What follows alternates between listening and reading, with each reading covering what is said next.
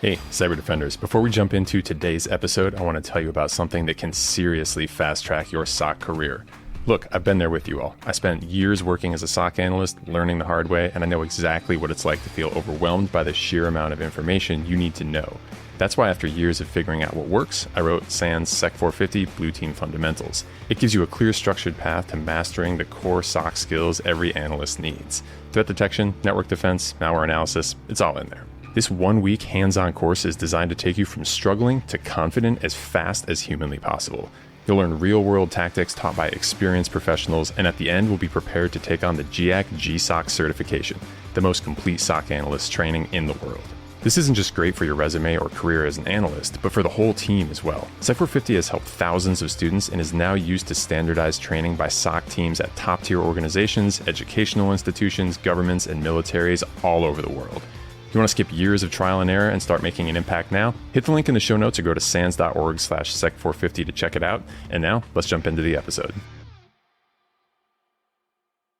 Picture this. You're on a mission, alone, in the jungle, in the middle of the night, crouched in a muddy ditch just outside a cartel-owned hideout. You're not hunting a person, though. You're there to listen. Your goal is to connect to and capture traffic from a Wi-Fi access point buried deep in hostile enemy territory. Why? Because a confidential human source told you that an important transaction will be occurring that night, and you need to snag the details. You open up your backpack, pull out your antenna and packet-sniffing hardware, and wait. After what seems like a lifetime, Wireshark finally lights up, and you see the connection initiate. You redirect and start intercepting the traffic, gathering the data you need for your team. You've pulled it off. Mission accomplished. What did it take to make this happen, though? It's not just your willingness to crawl through the jungle with network capture hardware. Long before you got to that stage, it took months of work building up relationships, earning trust, establishing communication, and persuading someone to take the action you wanted, giving you the info you needed on where the hidden site was located. That's the real skill, finding a way to get the opportunity to capture the traffic in the first place. And that skill is not easy. But whether you're crawling through the jungle or under the floor of a corporate data center running network cables, the skill to get someone to trust you and take action is the same skill that can help you in the corporate world. No matter who you are, communication, persuasion, and knowing how to explain things clearly can be the critical difference between the failure of your team and the ability to convince your organization to make smart security decisions, drive change, and improve their security.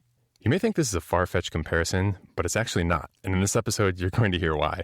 This week, we sit down with Rich Greene, a former Green Beret and Special Forces Comm Sergeant in Advanced Special Operations Tactics, who's now turned into a cybersecurity expert and SANS instructor. Rich has quite the past. As you'll hear, he's done things very similar to the scenario that I just talked about, and he's learned some very interesting lessons and skills from it.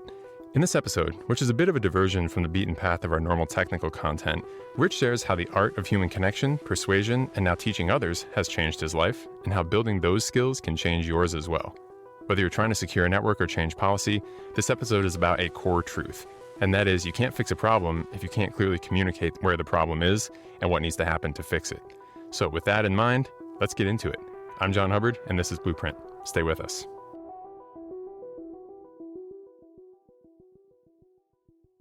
Can you tell us a little bit about yourself and your background? Rich Greene, well, my background, it's like a great story. If you were just to imagine kind of sitting back and watching through HBO or reading a great thriller novel by any author you enjoy. If we go back, spent 20 years in the United States Army. Over half of that time was with the United States Army Special Forces. And then I got out, I became a DoD contractor as an instructor for the DoD as well, teaching a topic we'll talk about here shortly, which will be super fun and exciting. And it kind of molded into my ability to weasel my way into the amazing organization that is SANS, more on the sales side. And then I kind of pivoted over to where I'm also now an instructor for SANS, teaching SEC301. And that's kind of where I'm at. Like my life and journey has been all over the place. I have very few years alive on Earth, but it's been a wild, crazy, almost 42 years. It sounds like, and I know from having talked to you previously that you have an incredible story. From the kind of earlier years when you were working in the Army and Special Forces, that was not a cyber job, right? Just to kind of paint the picture here, right? You, like many of us, started in something that was completely different. Could you give us a little picture, at least to your ability, of what you did back then? No, absolutely. So if we go all the way back, and we're going back in the way back machine. I actually joined the Army as a 31 Romeo which that series doesn't exist in the military anymore. It was a multi-channel transmissions systems operator maintainer. That's a really, really long run of words to say I just worked with FM radios. Like frequency hopping radios is kind of what I did. So what we would do is we would go out ahead of advancing units in the military. So when we're deployed, we would set up the small little area. And as units came through, we would do ComSec changeovers, make sure the radios were set up correctly, just so that when they went forward, they're fine. And we just kind of leapfrogged all the way through there. So I was a radio guy, FM radios. From there, I moved into, so that MOS kind of went away. We became the 25 series. A lot of people hear of 25 Quebec, 25 November, Sierras, all those that more modern people in the military might know when they listen to this. Still the same thing. We're still kind of doing those FM radios because FM radios are still pretty prevalent inside of the military. So still nothing cybersecurity. Like some of my friends were what we call our 25 Foxes. They were our network people. They would set up things and they would patch people through them, like patch cables. Now we're talking about how old I feel now, but and that's what they did. But that still wasn't my thing. Like the closest I got to really diving them was like sitting in the back of a trailer, watching somebody hardline directly into a downlink for the military playing World of Warcraft. And this was probably like circa 2003-ish in the Army. Nothing cybersecurity. If we keep on kind of moving forward with my path through the military, I was like, I feel like I could do more.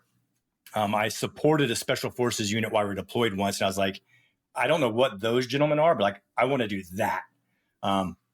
So I redeployed back and I went to selection, got selected, went to the Q course, got selected, went to the Q course, made it through that as an 18 Echo. That is a special forces communications sergeant. So I'm still doing radios. I wanted to be an 18 Delta, which is a medical sergeant. I've always been fascinated with that.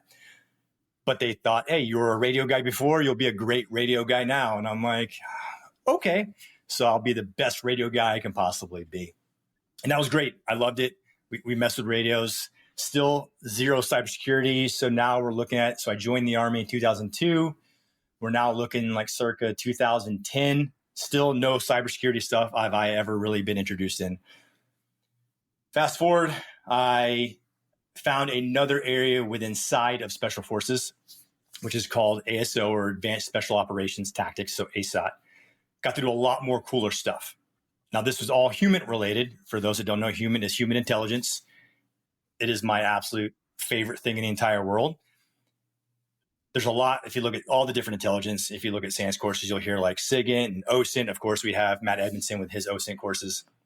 Those are all phenomenal versions of intelligence, but I think human to me is so raw and unbridled. There's something that's so exciting about just talking to a person, because Google will tell me a lot, like OSINT will tell us a lot, but that person down the street having a coffee and you just strike up a conversation is also going to tell me a whole lot if I'm just a pleasant person to talk to, and they won't even know what you're asking them.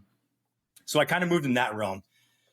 And that's when I really got the first dose, I guess you can say, or I dipped my toe into cybersecurity, because at that point, things were changing. If we go back to the Cold War era, like communications between handler and assets were very old school. If you go watch the movies, like the chalk marks, the dead drops, all those things were very kinetic. Times have changed. Now we're now looking mid 2010s, 2013, 14, 15. We had to find other ways that we can communicate. So I was like, well, if I'm going to like put a person's life on the line, I need to make sure that communication path that we're choosing is secure. So having the ability to learn about encryption or encrypted channels or things we can do on the back end of websites, or just random things like that, to where we can create that communication chain. But what we don't do is have linkage between me and another individual. So that was my first dose into it. And then I was like, yes, this is awesome. Also, somewhere I think in there, I installed Backtrack 3, and I thought I was by far the coolest person in the entire world. I couldn't do anything with it. I had no idea what it did, but I was like, you know what? I got this thing installed on a computer. I'm practically a hacker now. It's fine. I'll take all the credit. It's me. But I was slowly getting more enveloped in the world. Like I really enjoyed what that was. And this whole other side, honestly, on a global, on a war field, on a battlefield, everybody thinks of just, guns, tanks, people on the ground. But it's changed. Like there's the zeros and ones, that digital battlefield that nobody ever really thought about, which I think is it's crazy. I think what's interesting is a lot of people that we talk to now, their entry into this field is varied. Like it's not everybody was, help desk and then they became an analyst and then they moved into forensics or cloud or, offensive operations or anything like that. People are coming from so many backgrounds. And for me, I went from no training, nothing formulated, nothing official, to using it for communication purposes, and then quickly pivoting. It's like a 180-degree turn to, hey, you have great access and placement because of your position in the military. We don't have access to that because we have some very smart people all over the world that can do a lot of great things, but they have to get onto a network to be able to do all those great and amazing things.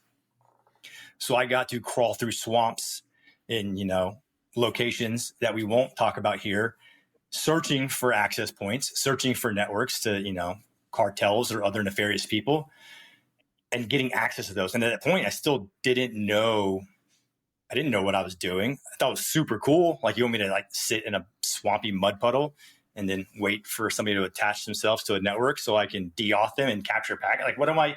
Like, I was saying words and had no idea what I was even doing, but I knew what I was taught, and it was just, it's phenomenal. It's exciting. The world's exciting, John. You have a particularly exciting story. I know from there on, I mean, you've taken a lot of different training classes, right? And have some expertise in pretty diverse areas, even within cybersecurity, right? And not just across all of those stories, but just niching down right into cybersecurity. But the course you teach is 301. So with all the information that you kind of have rattling around in your head, what brought you to 301 as a kind of passion for teaching? For those who don't know, 301 is Introduction to Cybersecurity. It's fundamentals for SANS. And it really is just a lot of content at a high level. So you understand things, and it builds a really, really great foundation. We use that analogy. I know people will smirk when they hear it, like building a house. You don't just kind of dust off the ground and start framing a home and put the home up there. Like, that's not what anybody does. Most people are going to put that foundation first because we want that really rock steady base that we can build upon these great skills. And that's what 301 does. It shows people, or it introduces people to things that should be at the forefront of what I will say is every organization's cybersecurity plan. When I looked at it, as you mentioned, that there's a lot of courses I've taken over that time span. Some really advanced, some not advanced, some on the leadership management side of the house, just kind of all sporadically over the place. For me, though, what always really shined for me with 301 are just the fundamentals. There's a lot of phenomenal advanced tools and doodads and gadgets that do a lot of great things. But if we implement all these things, bypassing those fundamentals, we're just like putting a Band-Aid over something. And then we want to blame the tool or the product when we might have been able to avoid that by doing something like a topic we cover a lot is principal least privilege. For those who don't know what that is giving somebody the ability to do what they need to do and nothing more. So say Rich Greene gets hired at John's organization and I work in the warehouse. My access should be limited to just what I need to do my job, nothing else at all. John doesn't want to hire me to do a job and not give me access to do it. No, give him the bare minimum to make it happen and do his thing. What happens a lot, and I think a lot of organizations do a pretty good job at that first part. But what happens is, say Rich Greene does such a phenomenal job in the warehouse. We're like, promote Rich Greene, promote him tomorrow. Sweet. All this great fanfare. I get promoted. An email goes out. Congratulate Rich. He is now working in sales. All right. So they give me access to sales.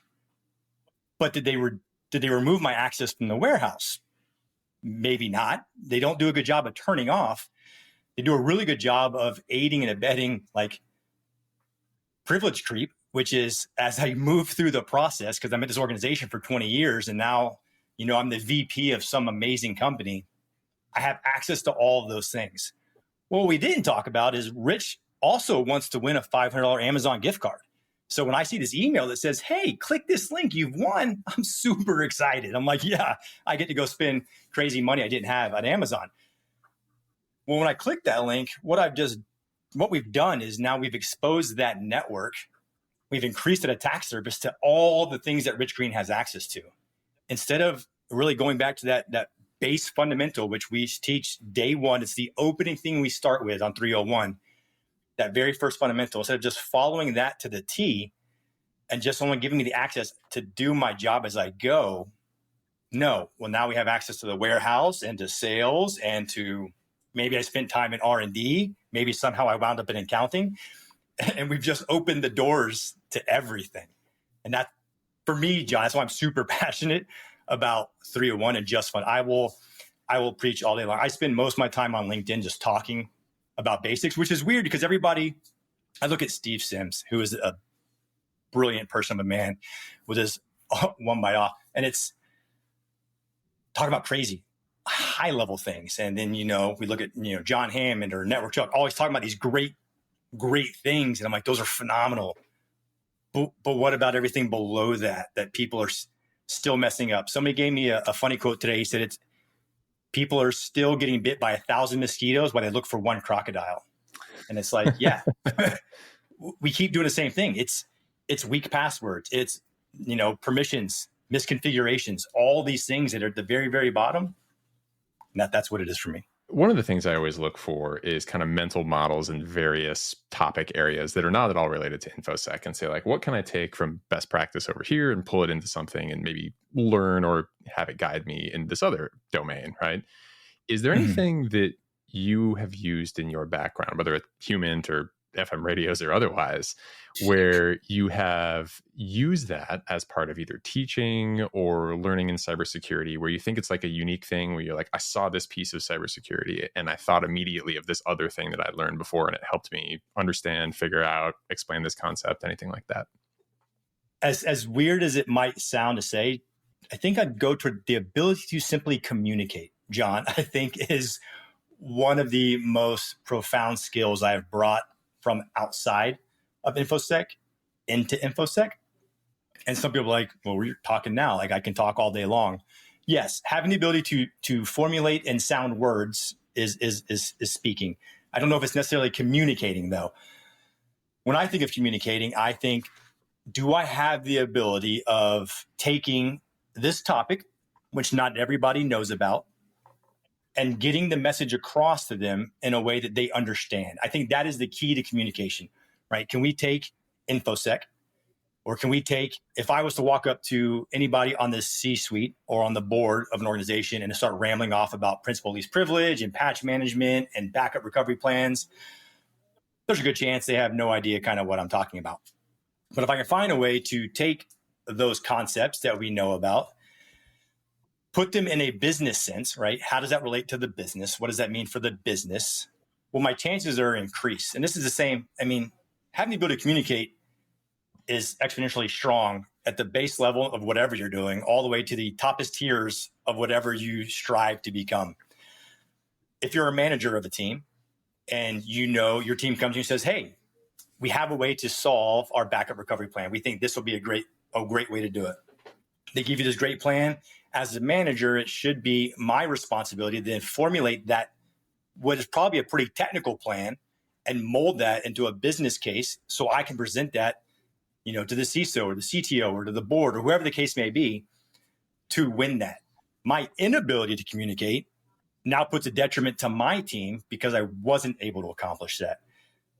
And it's the same thing with teaching. I think teaching and people also come down with being an instructor or being a teacher. And I think for me, those are two very different things. And what do I mean by that one is, when I was going through the military, we have a 2-week instructor training course. It's called ITC, or it was back then. You go to this course for 2 weeks. They teach you how to become an instructor, not a teacher, but to become an instructor. That means taking information and then giving it to a group of people so that they absorb it.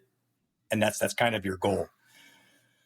But I think being a teacher is different. You're imparting knowledge that you hope is deep seated and set inside of somebody's brain. If you think about it, when we refer to our, for my child, when my child goes to school, they don't have instructors. They have teachers. Instructors, I think, are used in a very academia based, which is fine. And I think that's what separates SANS instructors. I don't even really, to me, they're teachers, because they take concepts that for a lot of people is hard to grasp, very high level, very technical, and they take it and they mold it. They build it inside stories, right? They link it to, least common denominator, so the information actually rests with the person. It's easy for me to walk up and click slides, read slide, yada, yada, yada, click, read slide, yada, yada. Anybody can do that. I think anybody can be an instructor. I think being a teacher is a whole other. And again, we didn't talk about that, but like my overall passion, like Rich Greene will be a middle school teacher at some point in his life. I know that for a fact, because that's what I want to do. Awesome. The skills you learned in the human intelligence part of your career, did that give you any kind of particular way of like reading people as a teacher and saying like, oh, this is they're getting it or they're not getting it? Or kind of any tips you can give around like if someone's in this position, like how you can look behind like what someone's saying, oh yeah, I get it. And like, do they really get it?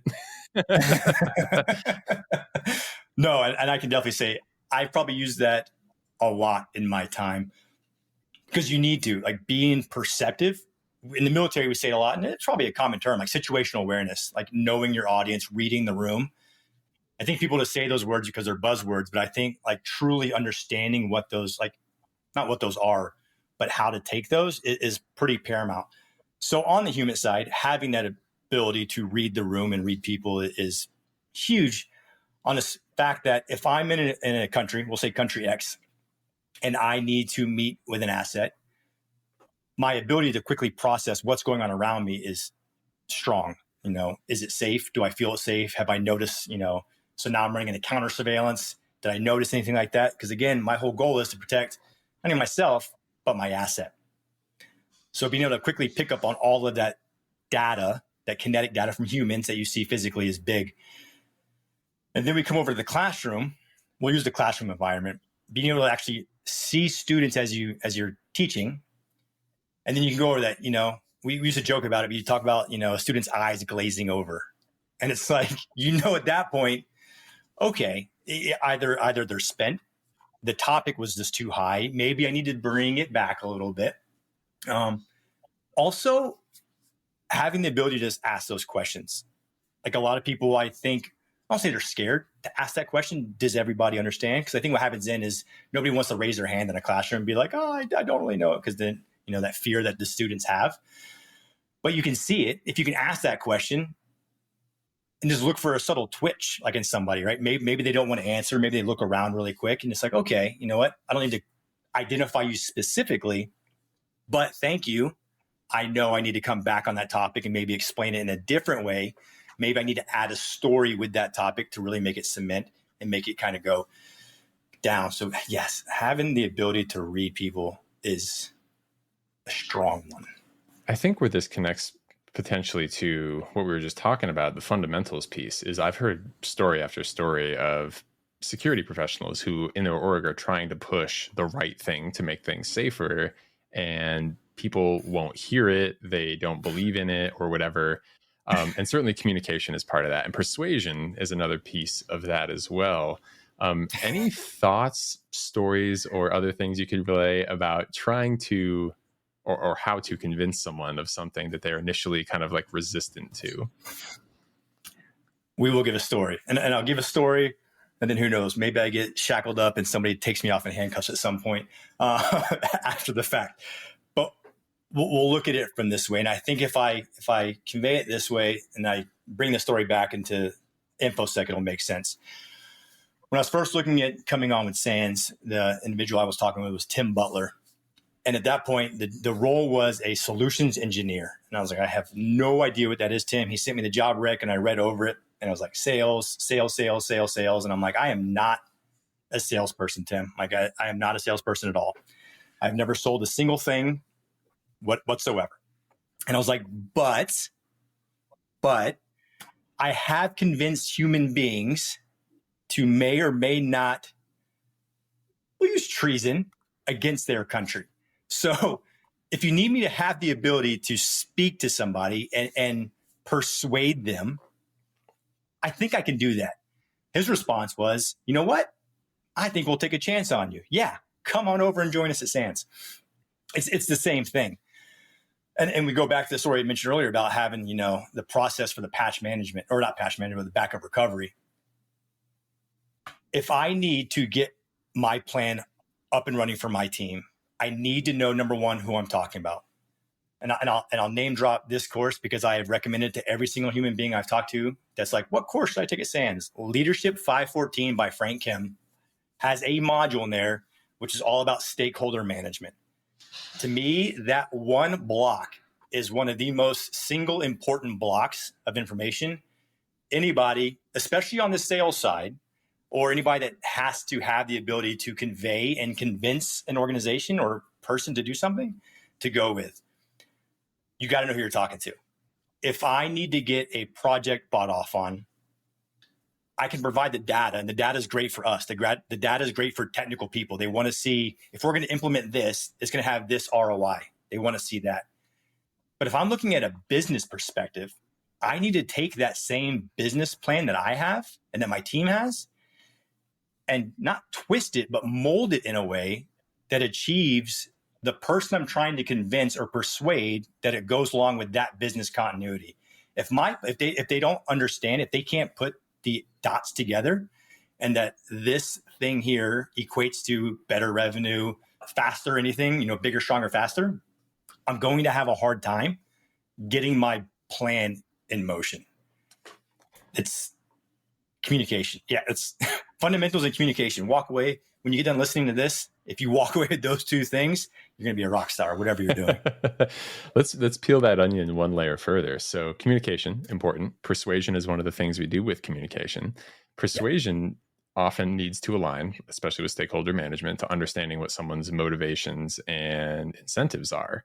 How do you look at one of those stakeholders and try to determine what is the factor that's going to convince them and get them to want to move?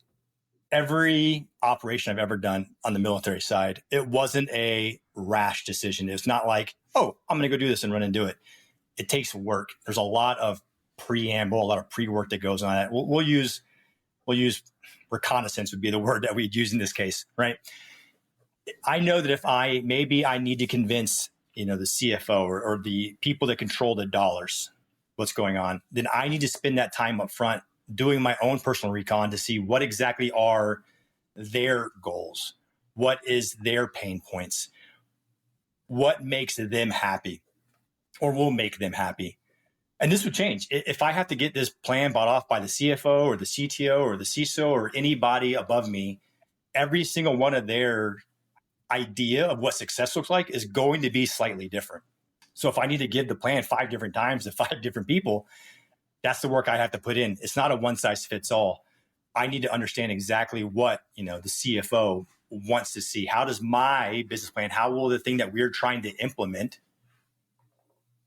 give him success compared to give another individual success? And it all comes down to that reconnaissance. I'm not gonna say OSINT. I mean, you could do OSINT. You can always walk in there and be like, hey, I'm also a Dodgers fan. You're a Dodgers fan. That always helps, building rapport. Rapport is always a strong one. If there's that whole saying, you get, what is it? You can attract more bees with honey or sugar or something like that. Yeah. But it's one of those. I mean, I'll keep it PG because, this is your professional podcast, but it's just be a good person. Don't be a thorn in everybody's side. Like if you just go in there, bull in the china shop and kicking everything over and shouting proverbially and having, harsh emails and you kind of want to dominate, like show your dominance, be like, no, this is what we need to do. It's not worth it. Like pick and choose your battles, figure out what hill you're going to die on. And then overall, just come back, look at the plan, change your plan, mold it, build a rapport, know who you're going to talk to, and then make sure that your objective has to match their objective. If your objective doesn't match their objective, they're not going to see it anyway, and you'll be successful. That's a really solid strategy for like working your way through what the average security person is going to have to do, right? There's a whole lot of convincing. It's always, we need to turn on this feature. Well, that's going to break this. That's going to get in my way. That's going to slow me down. And sometimes that's totally legitimate, right? And you have to work your way around that. Other times people have this perceived, like, oh, it's going to be a disaster, and it's not going to be a disaster at all. And you have to kind of work with them to realize like, hey, no, look, this is going to be better for both of us, and kind of talk them into those sort of things and show them what's best for them. Yeah, it's a problem that everyone runs into. Oh, absolutely. Back to the teaching stuff. So going through instructor development for SANS, is there any kind of unexpected things you've picked up along the way, working with people in the classroom, teaching people who are fairly new? I'm assuming most of the 301 takers are early cyber career professionals in the realm of persuasion, communication, or other kind of big light bulb moments from you just teaching in the classroom. I think for me, what has been an eye-opening experience through the process is especially the transition from being an instructor for the military. I don't want to say what you can get away with. The flow of the classroom is different, if that makes sense. Like not what you can get away with, but just the ambiance of the room is different. It just flows differently. It's a lot more loose. For me, transitioning to the civilian side, for the SANS side of the house, number one, you have people that are paying to be here. So the Army, you're told to go, way different. In the civilian side, SANS, like, people are paying money to sit there. So that changes things a lot. Luckily, I'm good at communicating and talking to people, so it wasn't a huge change, but it does change a lot. It just changes the way you present, the way you deliver, the way you give that content changes. But what I love about it so much is the ability I get to have of that very personal interaction with somebody, especially like you said for 301. 301, it's been a wide range of the type of people I've had at 301 so far since I've been teaching it. I've had a lady who was 55 years, mid-50s, never had a job in her entire life. She was empty nester and was like, I want to get into cybersecurity. And she was in 301. And I'm like, this is awesome. We can do some great things here. I've had somebody from the Department of Homeland Security at 301. And it's like, okay, I feel yeah, we can make this happen. Well, so it's always I had an 8-year masseuse, 2 classes ago, and he wanted to get into cybersecurity. And so you had that chance. But what I love is, for me, they come there with they might have a preconceived notion about cybersecurity and the domains and what the environment's like and what it's going to be like. But being able to be the person up in front of them and invite them in to Infosec and just give them a warm smile and a face and like a human connection has been, for me, so humbling, powerful. I can't even find the word that I would want to say to what it gives to me. But every single chance I have to just like get in front of students and just talk again, the fundamentals, it's great. And what I'm hoping is that I just beat down fundamentals so much on their brains for 5 days that when they go off into Infosec, they're like, yeah, we need to do these fundamentals. On a startup, on a small organization, doing a lot of those fundamentals is easy, right? Your attack surface is small, your network is small, you have 5 employees, you have 10, 15 employees. Like, that's easy to manage. When you have a Fortune 100 company that has, thousands of employees and thousands of assets in their networks, yeah, I can understand like looking at fundamentals is tougher. But if they would have done it at the beginning, it might not have been so bad. But it's things like that. I mean, we can go through. I'll be giving a talk at ISACA in Greater Washington, really just about going back to the basics. And we use things. We talk about like WannaCry. We talk about target breach. If you look at the fundamental root of all of those, John, it wasn't some crazy elaborate target towards them. It was a target of opportunity almost. Those target of opportunities are usually going to be around the fundamentals. It's going to be, again, patch management issues. It's going to be privilege or permissions issues. It's going to be password things that we've been talking about forever that are still plaguing us in almost 2025. RDP left on the internet, things like that. Always. One of the craziest things for me, and this is, I love this look on individuals in class. The first time I show the students in 301, like Shodan, their eyes are like, wait, what's going on here? I'm like, yeah. I'm like, you know what? Maybe your MySQL server needs to be public facing. I wouldn't want mine public facing, but maybe they need theirs for some reason. But it's showing them things like that. It's like they just never, or showing them the dark web for the first time. They're like, am I going to go to jail for this? I'm like, no, you're not going to go to jail for going to the dark web. I was like, you need to be really, really cautious, and maybe you don't need to go to the dark web. But like, I'll walk you through it so you can see that it's not all doom and gloom. Like there's some really good pros that come out of the dark web. So it's just watching those eyes, those light bulbs for them click is just, it's wild. On the communication side, one thing I think you're really good at is doing this, spreading of kind of the gospel of fundamentals. You're awesome at that kind of stuff. What did you do to become more comfortable, maybe in the classroom, online, making videos, all that sort of stuff? Because you're a perfect example of someone who seems totally natural, totally unfazed or worried about being on camera or on mic or anything. So this was a question I got asked too. I think like the first time I got asked, it's like 2 weeks ago. Prior to network security, because I was going to do this whole new thing in network security, the whole SAN social reporter.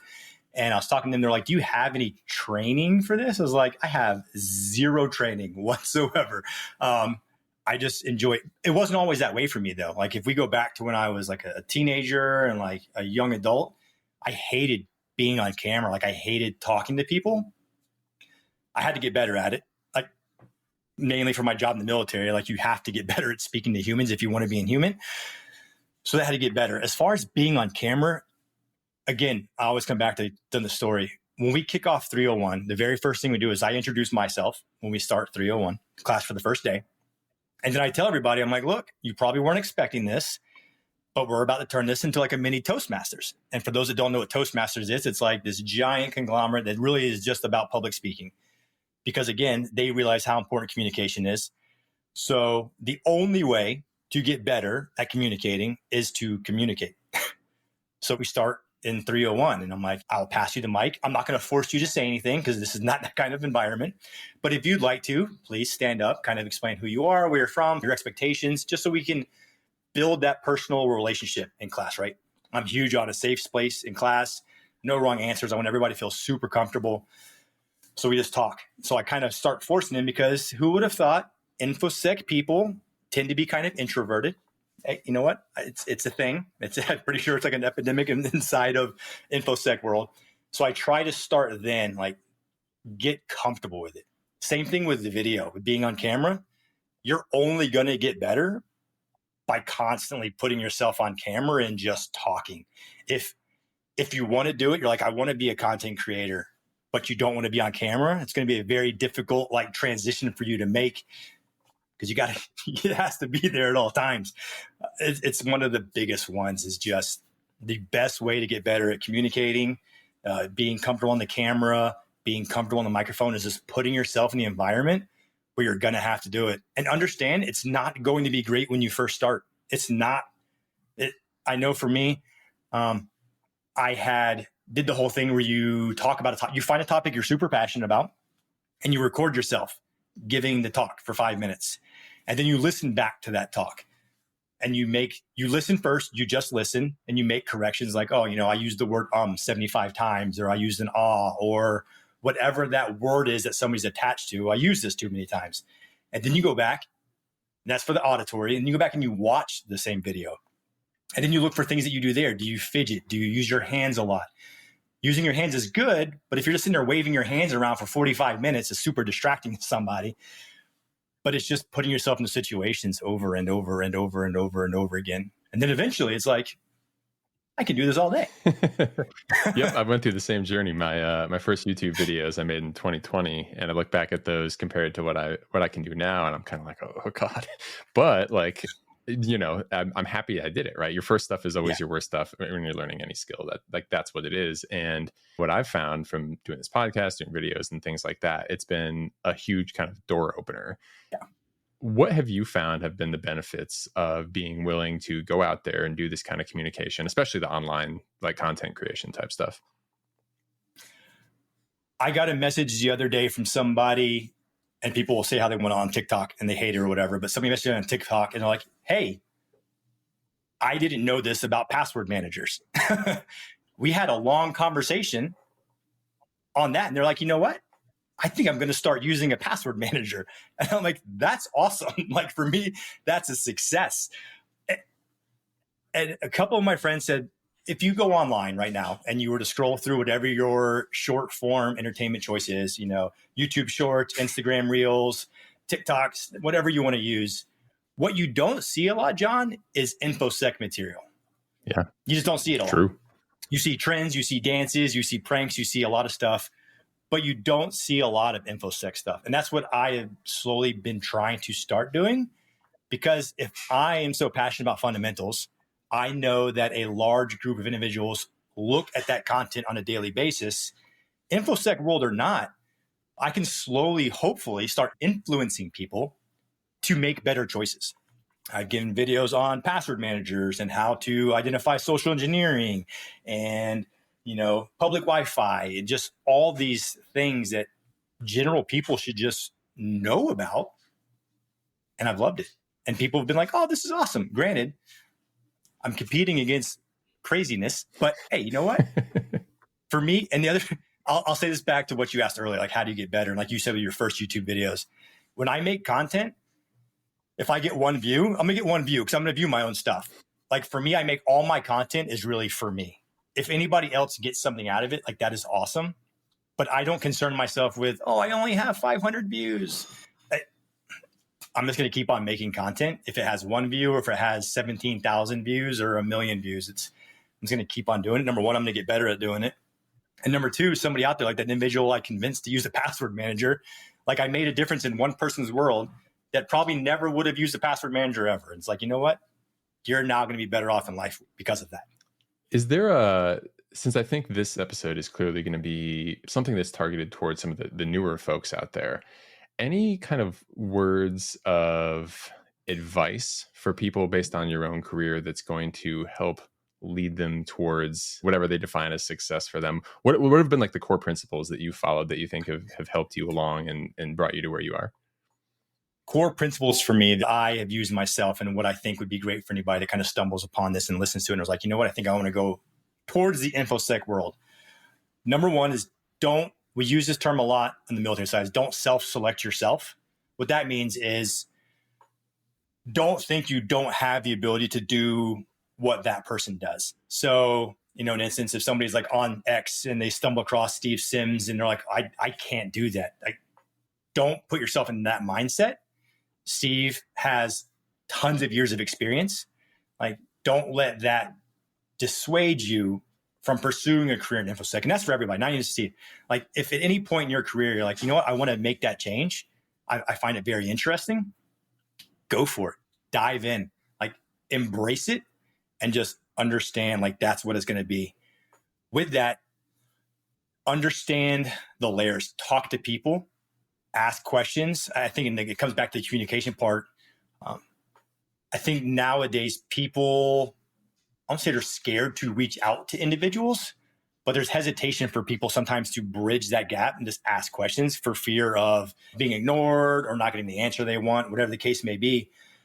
But ask those questions. One of the biggest things we get it's in 301 is, where do I go next? Understanding that part is paramount because there's as well as I do, there's so many different places somebody can find themselves in InfoSec. You can be on the cyber defense side. You can be in offensive operations. You can be in DFIR or forensics or incident response. You can be anywhere. And if you try to go to everywhere at once, it's going to be super overwhelming. Like, that's not going to be super successful. So I usually not convince. I tell people, like, read, look, find somebody that online that you look up to. You're like, I really enjoy what they're doing, and reach out. Even if they can't help you, maybe they're too busy, they might put you in contact with somebody that can. And make sure you understand that plan and then just kind of go for it. Don't be afraid to fail at all.